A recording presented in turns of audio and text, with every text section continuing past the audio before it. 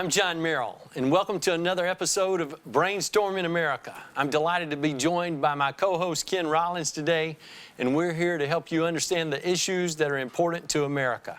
Ken? Thank you, John, and we appreciate that. This is really exciting to an old fellow like me to be doing something new. This is new. This is I don't know if this is our second or first.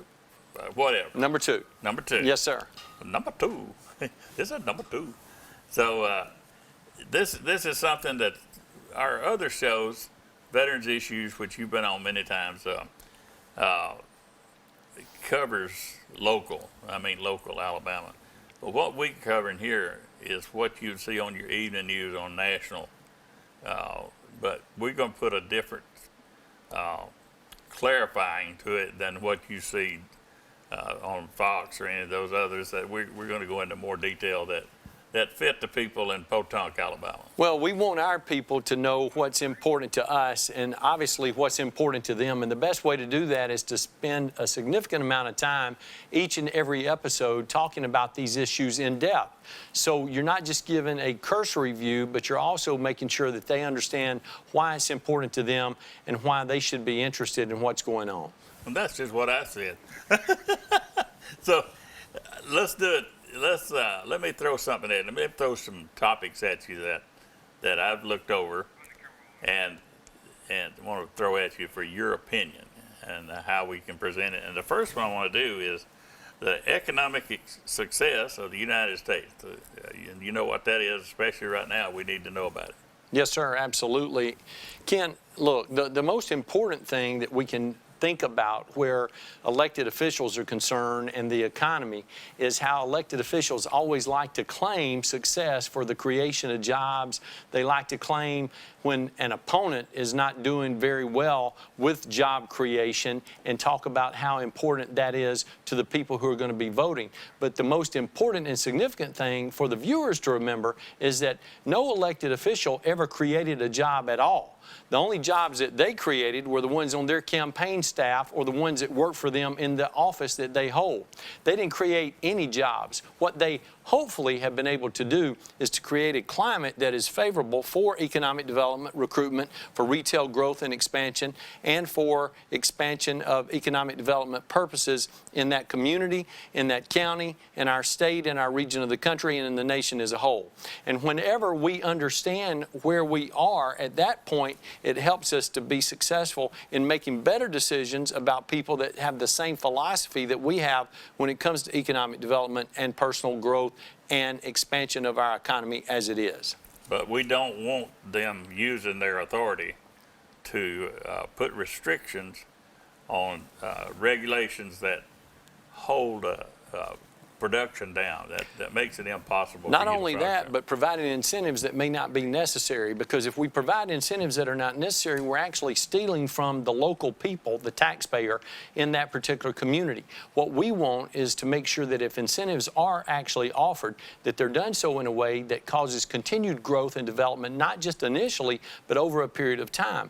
I will never forget when I was working in the Tuscaloosa County area in the Economic Development Authority when I was the assistant director and we recruited Mercedes, that a lot of people said we're giving away the farm by giving Mercedes all of these different incentives. However, millions and millions and millions of dollars in tax money has been receipted over the years that has helped us grow not just Tuscaloosa County and West Alabama, but the state as a whole because of those incentives that we offered that were only for a brief period of time, now almost 30 years ago. Because that goes back to September the 30th, 1993 when we announced that plan. Well, I knew a fellow that had a business south, I guess it'd be southeast Alabama, and he assembled furniture, and for the big Havertys and things like that. And assembling the furniture, a lot of glue was used, and glue puts off fumes. Now, it doesn't much when you put a little airplane together, right. But when you're in a big shop like that, you got the emissions from the glue. And the EPA came in on him, and there was a fine assessed to him for $1.5 million Whoa. if he didn't filter every outlet. The big doors, the big roll-up doors. Nothing could go out those doors. Nothing could go up through the top, no out the windows. No scent from that glue could go outside. Yes, sir. If it wasn't filtered. And he just couldn't afford to do that. So he took his business to Guatemala and was able to put it together there using local labor, ship it back here, and made more money by doing it in Guatemala. A business would run out of Alabama because of the national EPA, and that's fact. Well, and that's a problem. And anytime a problem like that is introduced, we have to find a way to make conditions more favorable in order for our people to be successful while they're doing business here in our local communities, in our counties, in our state, and in our region of the country. If we're not doing that, we're failing our local people who are using their own resources to grow jobs and the economy. Yeah, we only got $1 million on that thing. We need 1 minute, $1 million.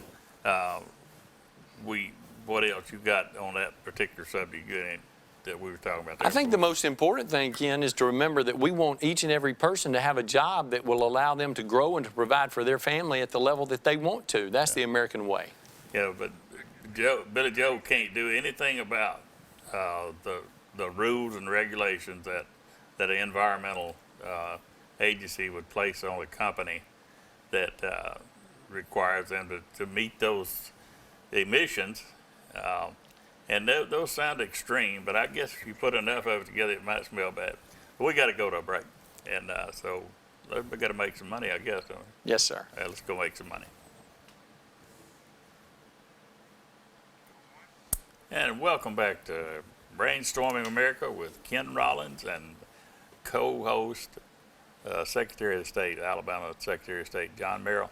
And John, when we went to a break, we were talking about success, economic success of Alabama, of the whole United States, really was what we're talking about. But this is a subject that is real near to me. I watch a lot of it, what's going on. And I don't have any children in school, but the education system, kind of like our military, is taking a blow. And I'd like to know how you feel on that. We've not talked about it. Well, there's no doubt about it, Ken, but the biggest problem is we cannot let Washington, D.C. direct us and tell us what we need to be doing in Calhoun County, and Cleveland County, and Chambers County, and Randolph County, and Talladega County, and St. Clair County, and Etowah County. We have to make sure that the local elected officials, specifically at the school board level, are making those decisions and making those choices in order to know what needs to be offered according to the curriculum that's been approved by the state, in order to make sure our children are receiving the proper education that they're due and that they deserve. And parents have to be the ones that are initiating that activity. If we have an option for the state to tell us what to do, or the federal government to tell us what to do, or for parents to tell us what to do, we have to make sure that we're erring on the side of parents making those decisions, not on the government initiating what changes or what type studies need to be introduced in each one of those schools throughout our state. I watched them say, and you said something there about the parents' responsibility. I watched a thing last night with what's the guy's name? The Chief Justice, not Chief Justice. Oh man, he sent out a letter about the people that's coming before the board out in Virginia, and has labeled those people as terrorists, basically. I just can't imagine that somebody from Wedowee, Alabama, or somewhere from Ashland would go before a school board and end up with handcuffs, and that's what they're trying to do. They're trying to make terrorists out of parents. But Ken, the most important thing to remember is that the founding fathers determined how our government should be run, not that we had a central government that determined what needed to be done in the member states, but that the member states came together to form the United States of America in order for us to be able to move forward for a common purpose of ensuring that we had a safe and secure environment for our people to live and to work and to grow. Not so Washington could tell us what we needed to do in Wedowee, in Ohatchee, in White Plains, in Heflin, in Ranburne, in Lafayette, in Lynette, in Etowah County. None of that should happen. And that's the problem that we have today coming from D.C. I see some that where the schools are wanting to determine, they'll ask a teacher would ask a child, did they ever feel like they were a girl when they were a boy? Or do you ever, ask them their sexual preference? Do you ever identify? These are like 5 to 6 year old kids. I mean, I saw that. Children at that level don't even have an understanding about what that question actually means. And if they want to have that discussion at some point, they need to have it with their parents. Yeah. Those are the people that are appropriate to have the conversation with, not someone at a government school. No, that kid, they need to talk about unicorns and that kind of thing. But I saw that actually, these teachers arguing for that. Now, how does a teacher that, that's, in my lifetime, the people that you looked up to with the teachers and preachers and people of power, so to say, and those people were, I would never expect a teacher to be standing before me telling me something wrong. If my mama said A and the teacher's saying B, I'm going to go with B because I know mama don't know as much as that teacher. So they got the power and they know that. I think that's why they try to utilize it to take. Is that what it seems like to you? Ken, look, we have some outstanding teachers in all of our school systems throughout the state of Alabama. But the best teachers will tell you that the most committed parents are the ones that bring the best children to school to be students in that classroom each and every day, because they understand that whenever they have that commitment and that involvement from those parents, it makes a difference for that teacher who's trying to instruct that child in that particular subject matter each and every day. I'm older than you, so you probably don't remember when you had a teacher. You had the same teacher all day long. Did you ever have any of that? No, I didn't have that, except when I was in the first, second, and third grade. Yeah, but you had the same teacher in the morning. If she got on to you and said, I'm going to get you, you had all day long, she was going to do the payoff at the end of the day. And they never had a first name. It was called Old Lady, but not to their face. From behind the way, Old Lady Rosser was my teacher for all day long. But it was Ms. Rosser when and I saw the other day where a kid was removed from school, now not suspended, in California, for addressing a woman as Mrs. Christian. How do you know I'm a Mrs.? Took him to the office. They expelled that child because he had used Mrs. for her name. Isn't that something? Unbelievable. Well, I saw it. And that's where we've come to today, Ken, and that's a big problem for America, because apparently what that child was trying to do was just show respect for someone that was senior to that child. Absolutely. And that's what we're taught at home. That's what we should be taught at home, and that's what we should be demonstrating in public. Well, there again, they tell them ringing the bell for some money over there, want us to go to a commercial. So we're going to go take a break, and we'll be right back. And welcome back to Brainstorming America, and that's what we are doing. I'm here with co-host, Secretary of State, Alabama's Secretary of State. I keep saying I don't want to get mixed up with them Washington, D.C. Secretary of State, but John Merrill, well known to the station and the area. John, we were talking about different topics. The one that I've got here next for you is something that's near and dear to me. As you well know, I've been involved with law enforcement for a long time, but it's back to blue. Yes, sir. And we really need to do that. Before I do that, I want to throw something to the camera right there. Y'all see that flashy? When I use this pen from now on, folks, y'all just notice how pretty it is. This came from a place called Mar-a-Lago down there, and most of you know who the chief resident of that is. And I appreciate John bringing me that because he hangs out down there. Can we show a picture there? Got the picture of John hanging out where I got this pen. Look at that. Look at that. Man, you look 19 years old on that, don't you? Well, something about being there makes you look and feel younger, my friend. I saw some other pictures I won't show, won't take the time, but these look like, and we were talking offset about how magnificent that place is. Oh, yes, sir. It's remarkable. You can't explain in words what you were looking at this past weekend. No, it's like a magical kingdom, and it is the most beautiful place that I have ever been. And I've been fortunate to be there twice in the last year and interact with the president on a private basis and talk about issues that are important to the future and the security of our republic. And I think it cannot be understated that his commitment to ensuring that we have a country when he's gone, when I'm gone, when you're gone, is the most important thing to him. And we need to make sure that we are paying attention to all of the issues that are being introduced to us on all various topics throughout the nation, because there are many people some of whom are in positions of power and influence that don't have the best interest of America in their hearts. We got a lot of people in foreign countries right now that don't like us, and are just like a chicken hawk waiting on a rabbit to fall, watching us. And I think about that view and that circumstance when Trump became president. Xi was there, the head of China, and they were having a nice dinner, and they'd already gone to the dessert, and Trump got a phone call and had to step away. And he came back and he told Xi, I had to order a strike on Syria. It's like, let's go to the pudding and let's go to the tea, and I'm going to order a strike on this right here. And you got to think from Xi's experience, this man right here, I better watch him. Yeah, because he's serious. Yeah, he's all about protecting his people and doing it in a way that shows power and determination. And he did it between the pudding and the salad. That's right. So I think about that's what we need now. Somebody who, when they say it, the people know they mean it, and he's proved that. Okay, enough on that, and let's go back to Blue. Yes, sir. Some of mine, your friends, are yes, sir. The best ones we got. There's no doubt about it.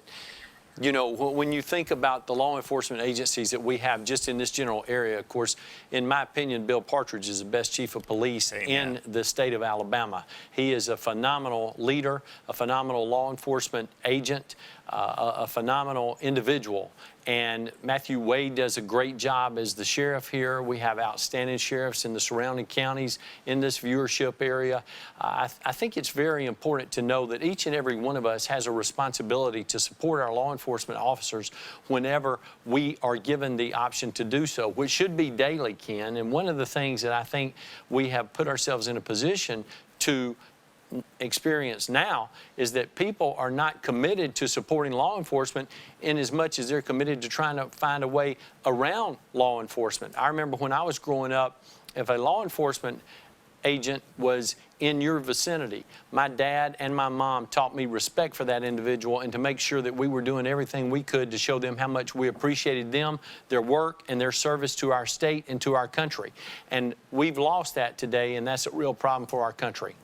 Yes, and I'd suggest that folks think about the word engage. Engage your law enforcement. Don't be afraid of them. They, for example, you out in a parking lot of a department store or something, and it's okay to pull up there beside them and say, how you doing? And roll down the window and say, I just want you to know that I appreciate your service. Or you might say, is there something going on in the neighborhood that you need us to put eyes on?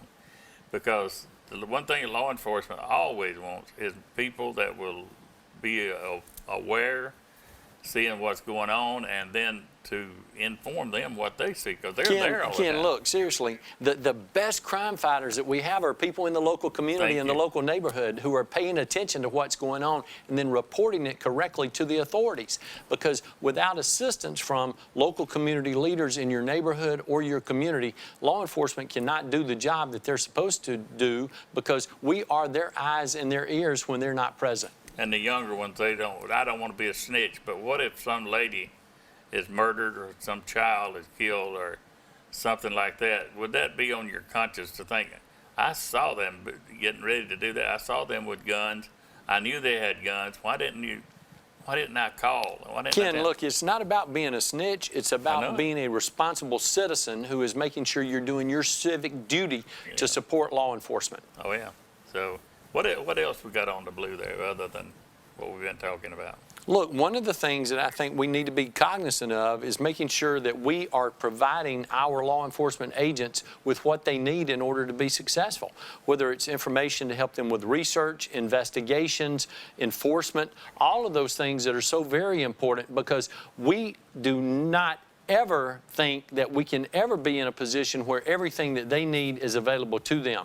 So whenever you see an initiative being promoted by the local city council, by the county commission, by the state as a whole through the legislature or the Congress, we want to make sure that we are offering our support so they can do what they need to do to protect us and serve us the way they want to. Yeah.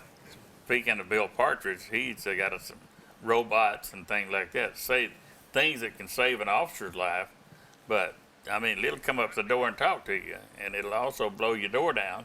I've been able to see a demonstration of all them things. Yes, sir.